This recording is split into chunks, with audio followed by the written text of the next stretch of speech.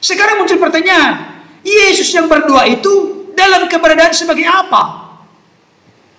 Yesus datang dari sorga, firman itu ada di dalam diri Bapa, dan firman itu diutus oleh Bapa ke tengah-tengah dunia, dan firman yang telah menjadi manusia itu menawarkan sorga kepada kita.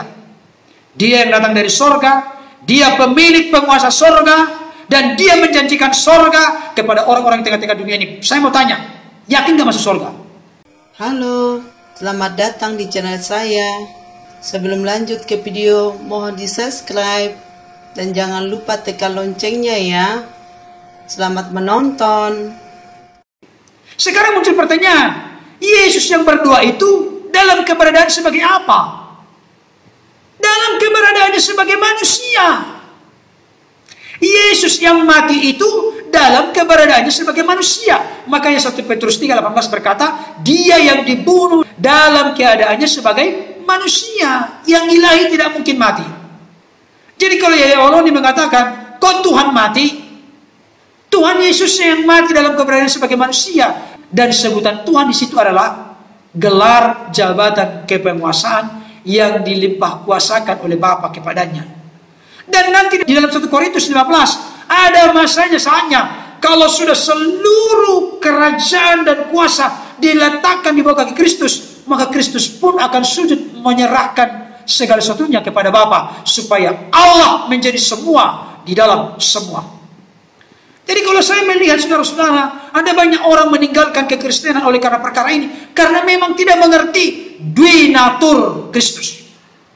Itu sebabnya saudara-saudara, Filipi pasal 2 ayat 5-8 berkata, hendaklah kamu dalam hidupmu bersama menaruh pikiran dan perasaan yang terdapat juga dalam Kristus, yang walaupun dalam rupa Allah tidak menganggap kesetaraannya sebagai milik yang harus pertahankan, melainkan ia telah mengosongkan dirinya dan mengambil rupa seorang hamba dan menjadi sama dengan manusia, taat sampai mati, bahkan mati di kayu salib. Kata mengosongkan diri di situ bukan berarti hampa. Tidak.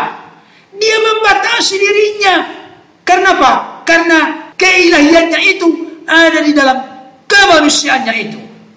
Makanya Kolose pasal 2 ayat 9 berkata, di dalam dialah, artinya di dalam Kristus yang manusia itulah secara jasmani diam seluruh kepenuhan keallahan. Ada dua natur di situ. Secara jasmani diam seluruh kepenuhan keallahan, keilahian. Ada di situ natur kemanusiaan Kristus, ada natur keilahian Kristus. Itu tidak bercampur baur.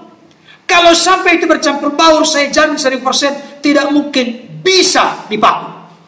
Kemanusiaan Kristus itu yang mati, dan kemanusiaan Kristus itu yang berdoa, kemanusiaan Kristus itu yang takut, lapar, haus, khawatir, menangis, dan lain sebagainya. Jadi tidak ada keraguan di sini. Hanya orang-orang yang malas, bahkan IQ-nya jongkok, tidak mau belajar sungguh-sungguh, tidak mengerti memahami ini. Saya kasih tahu, inilah keunikan ajaran Kristen, dan sebetulnya ada paralelisasi antara Islam dan Kristen dalam konteks ini. Bukan saya mempersama-samakan, tapi paling tidak untuk memudahkan mengerti dan memahami. Di dalam saudara-saudara kita yang Islam, mereka sering mengatakan ada namanya kalam lafaz dan kalam nafsi. Kalam lafaz itu adalah Al-Quran kertasnya itu, pabrik leces, Probolinggo. Pertanyaan saya, kertasnya itu bisa terbakar nggak? Bisa rusak nggak? Bisa basah nggak? Bisa koyak nggak? Bisa. Tapi apakah dengan rusaknya fisik daripada kertas Al-Quran itu, firmannya rusak? Tidak. Sama dengan Yesus, yang bisa mati itu siapa? Kemanusiaannya, keilahiannya mati nggak? Tidak mati. Ini sekedar paralelisasi, perbandingan, untuk lebih memudahkan kita mengerti dan memahami dalam konteks dialog agama-agama. Saudara, tidak ada yang meragukan dengan hal itu. Saya mau kasih tahu kepada seluruh orang Kristen, termasuk remaja pemuda Kristen dimanapun, jangan pernah tinggalkan Yesus. Karena apa? Karena Yesus itu datangnya dari sorga sebagai firman yang keluar dari Bapa, turun menjadi manusia di dalam rahim Maria selama 9 bulan. fisik kemanusiaannya itu diperoleh dari rahim Maria. Ya, tapi jangan lupa, di dalam waktu yang bersamaan keilahiannya ada di sana.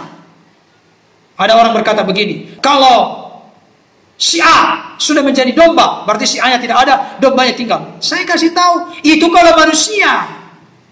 Ini kita berbicara tentang kebenaran, berbicara tentang keilahian, tentang ketuhanan.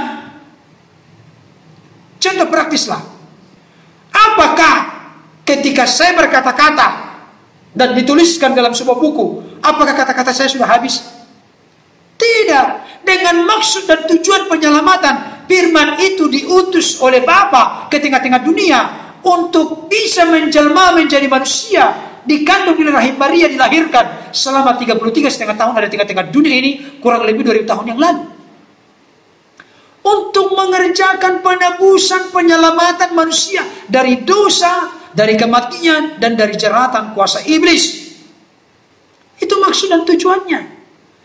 Saya mau ngasih tahu, menyampaikan kepada Bapak Ibu Saudara dimanapun berada saat ini, jangan pernah meninggalkan Yesus. Saya kasih contoh praktis. Hai seluruh orang Indonesia, saya mau mengajak kalian pergi ke White House, ke Gedung Putih. Saya biayai semua, gratis semua, VIP. Saya menjadi pemandunya. Tetapi jangan lupa, seluruh yang saya ajak belum pernah ke White House. Saya mengajak seluruh rakyat Indonesia pergi ke Gedung Putih. Mau Bapak Ibu Saudara ikut dengan saya kalau saya belum pernah ke Gedung Putih? Mau nggak? Tidak mau, karena apa? Nanti sesat di jalan. Ini merupakan contoh dan gambaran. Yesus itu sebelum menjadi manusia, dia datang dari surga. Bukankah firman Tuhan berkata, akulah roti yang turun dari surga. Yesus datang dari surga. Firman itu ada di dalam diri Bapa, dan firman itu diutus oleh Bapa ke tengah-tengah dunia. Dan firman yang telah menjadi manusia itu menawarkan surga kepada kita.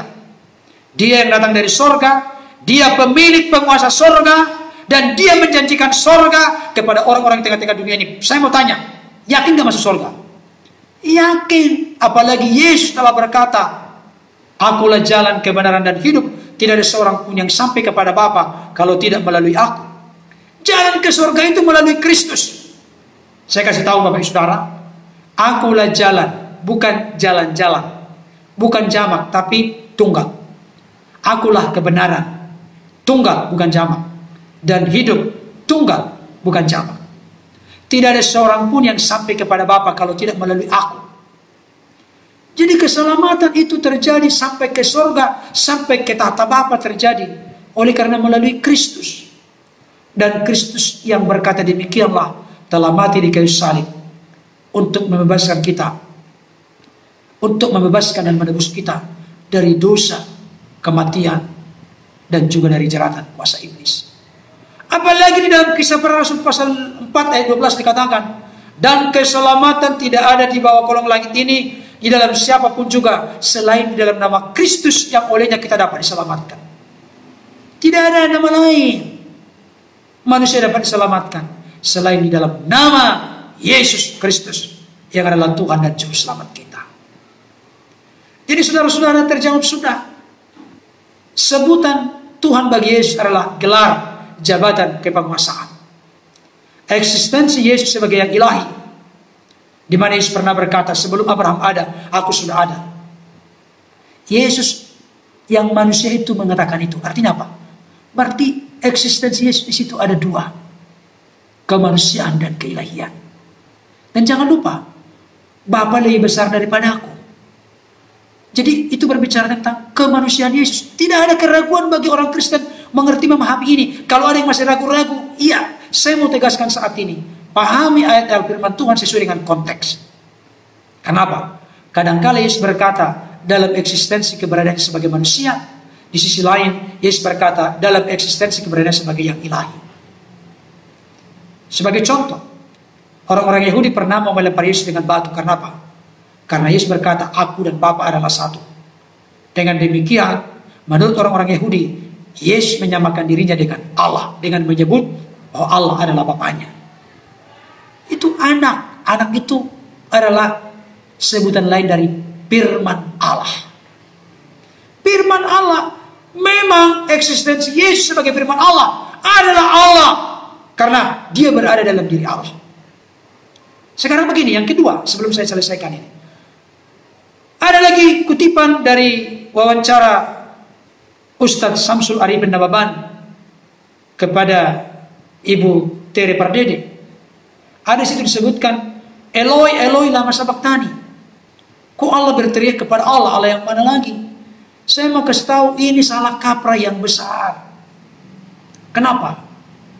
Yesus itu sebagai pribadi yang kudus, pribadi yang saleh. Yesus sedang pertama mengutip doa orang-orang kudus. Mengutip doa dari Mazmur pasal 22 ayat 1. Kalimatnya sama. Eloi, Eloi lama sabachthani. Jadi kemanusiaan Yesus yang berdoa seperti itu mengutip dari Mazmur 22 ayat 1 dan 2. Bahkan kalau kita lihat dari ayat berikutnya dikatakan bagaimana tangan dan kakinya akan ditombak dan lain sebagainya. Artinya apa? Yesus mengucapkan itu di kayu salib dalam konteks Yesus sedang memproklamasikan di saat-saat dia berkata demikian, terjadilah penggenapan. Janji Tuhan jadi salah kaprah semua karena tidak tahu konteksnya, menjadi salah kaprah. Doa orang kudus seperti itu. Coba dulu saudara, Bapak Ibu Saudara ikutin ibadah orang-orang Yahudi. Jangankan ibadah orang Yahudi, ibadah orang-orang Ortodoks. Seringkali menilawatkan kitab-kitab Mazmur di dalam ibadah. Dalam konteks ini, bukan Ortodoks yang meniru saudara kita Islam. Tidak. Karena Ortodoks lebih dahulu ada daripada Islam. Ditilawatkan itu, semacam dinyanyikan. Begitu. Orang-orang Yahudi dan orang-orang Ortodoks itu, mereka seringkali mengutip-ngutip dari kitab Mazmur untuk kembali didengungkan. Ada ayat-ayat khusus yang dinyanyikan. Ada ayat yang khusus juga dibuat menjadi semacam lantunan doa kepada Tuhan. Jadi, Bapak Ibu Saudara, saya tidak perlu berpanjang lebar. Yang jelas, siapapun orang Kristen, mari pegang teguh dan yakini betul Yesus yang adalah Tuhan. Dia sudah memiliki kuasa di sorga dan di bumi. Siapa lagi yang lebih tinggi dari Yesus, lebih hebat dari Yesus? Karena segala kuasa di sorga dan di bumi diberikan dan diserahkan kepada Yesus yang adalah Tuhan kita. Dan hanya Yesuslah yang menjadi jembatan satu-satunya antara Allah yang kudus dengan kemanusiaan kita. Kemanusiaan Yesus itu mewakili kemanusiaan kita telah jatuh, ditebus dan diselamatkan. Kita tidak bisa melihat Allah, keilahian Kristus itu yang ada di dalam pribadinya, menyatukan kita dengan Allah yang maha kuasa dan ilahi itu.